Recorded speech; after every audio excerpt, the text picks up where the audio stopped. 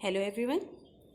आज हम अपनी न्यू पोएम स्टार्ट करेंगे क्लास 12 से, माय मदर एट 66। आप जानते हैं ये पोएम लिखी है कमला दास ने, और ये तब लिखी है उन्होंने जब वो अपनी मदर से मिलने गई थी कोचीन।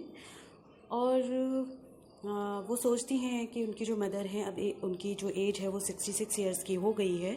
और इस टाइम जब वो कोचीन एयरपोर्ट की तरफ जा रही थी अपने घर से, तो अपने पेरेंट्स के हाउस से जब वो कोचीन एयरपोर्ट की तरफ जाती हैं तो वो देखती हैं कि जो उनकी मदर का फेस है वो बहुत ही ज़्यादा पेल हो गया है। ठीक है, जो मदर है इनकी वो भी इनके साथ कार में बैठी हुई हैं और उनके फेस को देखकर ये थोड़ी सी सरप्राइज हो जाती हैं।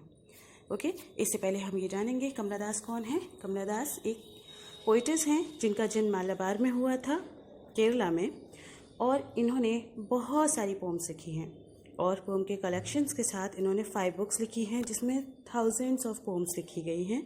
उसी में से एक है आपके लिए माय मदर एट 66। ओके, कमला दास जिन्हें बचपन का नाम माधवी कुट्टी भी है। ओके, तो हम चलते हैं अब अपनी पोम के साथ लाइन बाय लाइन। यहाँ पर उन्होंने एक फियर दिखाया है, वो फियर जिसमें वो इस फियर में है कि जो उनकी मदर हैं कहीं वो उनसे दूर ना हो जाए, कहीं वो उन्हें खो ना दे। ये सारा फियर उनके अंदर आ रहा है। ठीक है, तो हम चलते हैं इस पोम के साथ। Last Friday I was driving eight the airport with my mother. Last Friday की बात है जब वो ड्राइव कर रही थी तो उनकी मदर उनके कार में बराबर में बैठी हुई थी। शी वॉज सिटिंग बिसाइड्स मी, उनके बराबर में बैठी हुई थी। Sleeping with her mouth slightly open, और जो उनकी मदर जब लेटी हुई हैं तो उनका जो मुंह है वो थोड़ा खुला हुआ है और वो आराम से सो रही हैं। Her face looked pale and grey like a dead person. उनका जो फेस है वो कैसा नज़र आ रहा है, उन्हें पेल यानी पीला पड़ा हुआ नज़र आ रहा है, और ग्रे बिल्कुल एक किस तरह से जैसे एक डेड पर्सन होता है। My heart was filled with fear of losing her one day. मेरा जो दिल था वो पूरी तरह से भर गया उस फियर से, उस डर से कि मैं एक दिन अपनी माँ को खो दूँगी।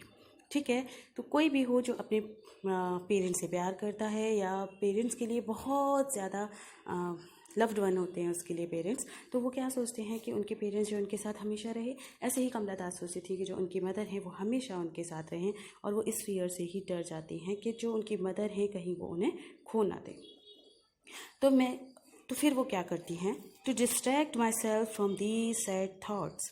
मैं अपने आप को डिस्ट्रैक्ट करने के लिए इन सैड थाट्स से, I looked outside at once young trees rushing past our car, by happy children coming out of their homes to play. They looked so full of life and energy. जब मैं बाहर की तरफ देखती हूँ तो जो मेरे सैड थॉट्स थे, अपने सैड थॉट्स के लिए, जो मेरा फियर था अपनी मदर को खो देने का, उससे थोड़ा सा अलग होने के लिए मैंने जब बाहर की तरफ देखा तो मैं देखती हूँ बाहर जो ट्रीज़ हैं वो क्या कर रहे हैं, वो भाग रहे हैं, वो रश कर रहे हैं पीछे की तरफ, मेरी कार से पीछे की तरफ वो भाग रहे हैं।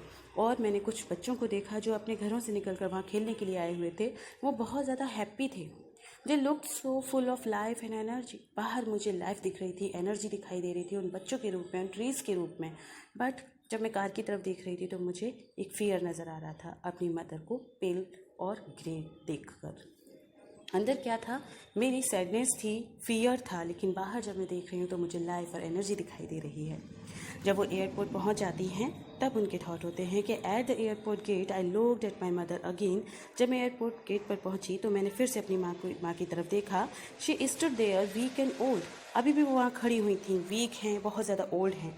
Looked at me like a helpless person. मेरी तरफ ऐसे देख रही हैं जैसे वो एक हेल्पलेस पर्सन है। My fear return, the same fear of separation that I have always known. मुझे फिर से फियर आया, मेरा फियर जो था वो वापस लौट आया। वो सेम फियर था जो मुझे बचपन में भी हुआ करता था, यानी वो सेपरेशन का, कि मेरी मदर मुझसे अलग हो जाएंगी, सेपरेट हो जाएंगी या वो चली जाएंगी, जो हमेशा डर मुझे सताता रहता था। वो फियर फिर मेरे अंदर आ गया। But I control my emotions and instead of crying I smile again and said. यहाँ पर वो कहते हैं कि मैंने अपने इमोशंस को कम्प्लीटली कंट्रोल किया। रोने के बजाय मैंने स्माइल किया, फिर स्माइल किया और फिर से स्माइल किया, और फिर उनसे कहा सी यू सून अम्मा, यानी कि मैं दोबारा से उनसे कहा कि जब भी हम दोबारा मिलेंगे मैं तुम्हें दोबारा देखूंगी और तुमसे फिर से मिलूंगी। यहाँ पर 3 बार smile and smile and smile है। वो इसलिए है कि जो स्माइल उन्होंने पहली स्माइल की है, I smiled and smiled and smile, इसलिए स्माइल कर रहे हैं। जो पहला स्माइल है उस फियर को छिपाने के लिए है जो उन्हें दिखाई दे रहा था।